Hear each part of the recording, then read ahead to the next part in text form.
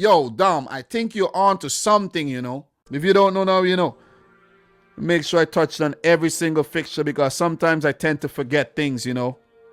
Definitely forget things. Getting old. Not as old as Thiago Silva or Fernandinho or James Milner, but I'm getting old, man. So, one more game to touch on. Team to watch this season. Chelsea 3, Tottenham Hotspur. Well, you could say Tottenham cold cut. Something like that. 0. They have been very cold, not hot. They need to take the hot out their name. Let's just call them Spurs. Spurs. Spurs. Spurs. So let's just go back to that game. Talk about Spurs. From today, I'm going to promise myself never to say Hotspur again when it comes to Tottenham. Never. Tottenham, no, Spurs. So Chelsea 3, Spurs 0. So let's just touch on this game a bit before we call it a day. I do have a little bit of notes written down. Not a lot of notes, you know what I'm saying? This was the first net zero carbon elite football game. And if you're wondering what the hell does that mean, what the hell does that mean, Dom? What do you mean by net carbon? What are you talking about? What are you talking about, Dom? Well, I'm going to share this article with you. You guys know you're going to come here, you're going to get information, and you're going to be entertained as well. Let's just take a look at this CNN article here. Let me make that a little bigger there, and you can see what's going on here. So, ad blocker. No, I'm not. But Tottenham to host world's first net zero carbon elite football game, but is a carbon neutral match possible? So that happened. And if you're wondering what it means that Tottenham hopes to end Sunday's Premier League game against Chelsea on 0. Well, they did end it on 0 goals, right? Not 0 goals. Yeah, they did end it on 0 goals. Let's just put it that way. They did. The article says not 0 goals or shots on target, but 0 carbon emissions. The club is calling the match the world's first elite net zero carbon football game, and in partnership with broadcaster Sky, its aim is to raise awareness of the climate crisis. World leaders are meeting at the international COP26 climate talks in Glasgow in November, where they will discuss how to make the whole world net zero, which is when the amount of greenhouse gas emitted is no greater than that removed from the atmosphere. That will require entire countries making that pledge, and for businesses and events like big sports matches to go carbon neutral too. And I think that's enough for the explanation. I think I've put you guys on to something very important there. Climate change is real, because the way it rained the other day, I was streaming and I had to stop the stream because water came into the damn basement. You see what I'm saying? I was like, Jesus, and I never saw that happen. Never. I've been living here for 5 years. If it's rained a lot, that never happened. Has to be some type of freaking climate change going on. You know what I mean? The way it snowed some years, climate change is imminent, man. Seriously. It is imminent. So let's all take care of the planet and, let's live carbon free, I guess. Yeah. I'm an advocate. Definitely. So, look. Let's continue talking about this game. Let's go back to this game. Tottenham, 0 goals emitted on the day. Let me just put it out there. They fired blanks again, losing back-to-back games 3-0 against London rivals. That's poor. That is poor. Listen. I'll have a laugh next week. I don't know if there's any Tottenham fans in here, but if they lose to Arsenal 3-0 next week, Jesus Christ. Woo! Woohoo! That'll be one hell of a freaking game. That'll be a hell of a celebration on AFTV. Troops, all of them guys.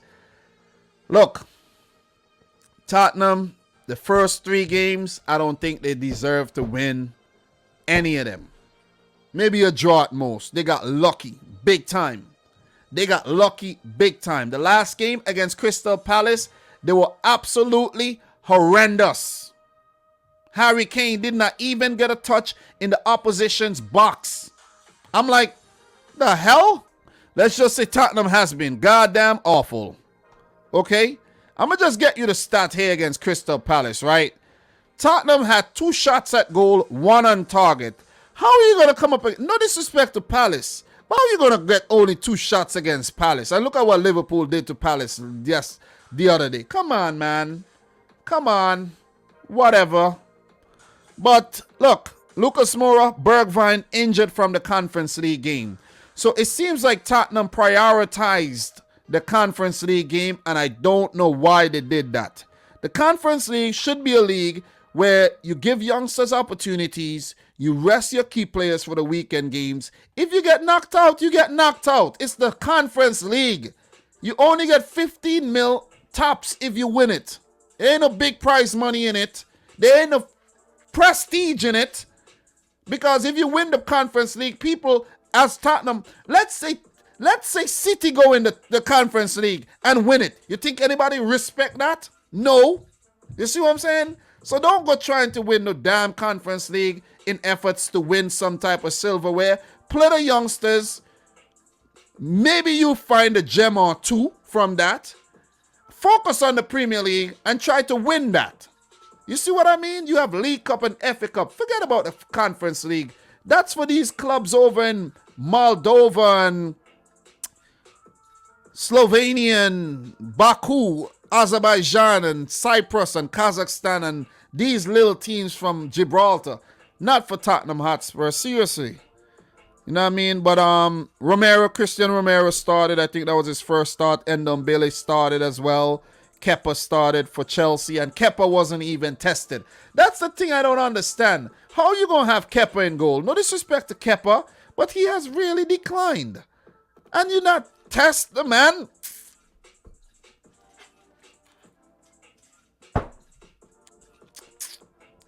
Why am I even wasting time talking about Spurs, though? Seriously. Well played to Chelsea. I'm done. I'm not talking about Spurs no more. Let's talk about Chelsea and how well they've been playing. Good football. It wasn't the best first half, but Thomas Tuchel made a tactical change, brought on N'Golo Kante, changed up the tactics in the middle of the field there. You see what I'm saying?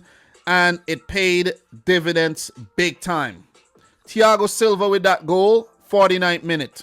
Brilliant ball in by Marcos Alonso, who was a forgotten man under Frank Lampard.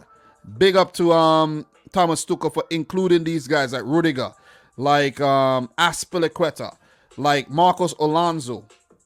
Dead in the water under Frank Lampard. Revived like Jesus Christ under Thomas Tuchel. You see what I'm saying? Has Thomas Tuchel been Jesus-like for Chelsea? Hell yeah. Came in and won a damn Champions League. How many clean sheets have he kept so far? About 15 in 25 games. Like, ridiculous. You see what I'm saying? So, even though they play some boring football at times, parking the bus a little, they do have a game plan, and they do come out their shell, and they do catch you off guard like they did catch Tottenham here. Sleeping, as usual, on the set piece. Good goal by Thiago Silva. He turns 37 next week. N'Golo Kante, come on. You're going to give him a whole lot of space to shoot. He should have never got that shot off. Never. But it's like he was a real estate agent. Whole lot of spaces available. Goal, deflection, Eric Dyer. Unfortunate, Dyer stopped one from Marcos Alonso off the line. But guess what? Couldn't stop that one from going in the back of the net. And the third goal, Antonio Rudiger. Rudiger has been teasing. He's been making some really good runs, even in the Champions League. He's been making some good runs, and he deserves a goal. Tottenham slapped up, man. Schooled. That's the best way I could put it. Schooled. And as I mentioned, let me tell you, as I said, let me get this big moment of silence.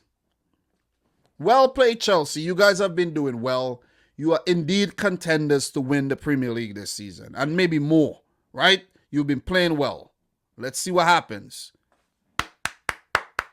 But you see, Spurs Spurs is a place you go. Spurs is a place you go if you want your career to stagnate, your career to wither, or if you want your career to die. That's where you go. Spurs. We could look into all the players and you guys would be like, yo, Dom, I think you're on to something, you know. I think you're on to something, Dom. Lucas Moura, PSG, winning titles. Spurs, who knows? Nobody knows who you are. You see what I'm saying? You did well in the Champions League semifinals. What happened? You got dropped for the final. Spurs. Spurs. You think I'm making this thing up? I'm not. Luka Modric was a Spurs player. What happened? Real Madrid, Champions League, Ballon d'Or. Bale, same thing. Christian Eriksen, Scudetto, Inter Milan. You see what I'm saying? Kyle Walker, Premier League titles, league cup titles, year after year. You just look at it. Ryan Sessegnon bought. Whatever happened to him? Whatever happened to him? You see what I'm saying? What happened to him? Jedson, Benfica, nothing season. Vinicius, yeah, he got to score some good goals. What happened to him? You see, these players come in, they come in on loan, they do nothing. Harry Kane, there for so long, no trophies. Could have gotten an opportunity to get out. They kept him. You see where I'm getting at here. You see where I'm getting at. Oh, you see where I'm getting at. I think you know where I'm getting at. Billy, big deal. 70 million. Nothing at Spurs. Nothing. He was linked to City. City wanted this guy. Nothing at Spurs. Could I go? You want me to go on? Davinson Sanchez. Promising. I had wrote up a video back in 2017 to talk about this guy. He went to Spurs. Who the hell is Davinson Sanchez? A poor defender. Eric Dyer, diabolical. Ben Davies, terrible. You want me to go on? Harry Winks. Who the hell is what does Harry Winks offer? What does he offer? Reguilon, you went there. You were swashbuckling left back for Sevilla and for Real Madrid. What you've done, you're not going to do nothing at Spurs. Emerson Royale, same thing. I don't mean to go in on Spurs like this, but it's the facts. It's facts. Aurier, you left PSG, you went there. Bomb player. Matt Dougherty, you left Wolves, you went there. Bench warmer. I could go on. The only player I think really blossomed at Tottenham, really, and deserved better, the players, see Harry Kane and Son. I feel bad for these guys. Lloris too, you know what I mean? Lloris, I feel bad for you, bro. I feel bad. Vertonghen and Alderweireld, you guys, oh man, you guys are left. You might feel, listen, you guys might win league titles this season. Benfica might win the title in Portugal. I think Alderweireld went to Qatar or something. He's going to win something. You know what I mean? So you think I'm not making this thing up at all. This thing is all facts. Dele Alli, you should have went to PSG, bro. What are you doing? And they didn't want you. Remember, he was frozen out the team. What happened? You should have left. Anyways, man. With that being said, I'm out of here. And the list goes on and on and on. You're not going to prosper being a Spurs player. That's all I'm going to say. Nuno, you're the one I'm sorry for the most. Really feel bad for you, Nuno.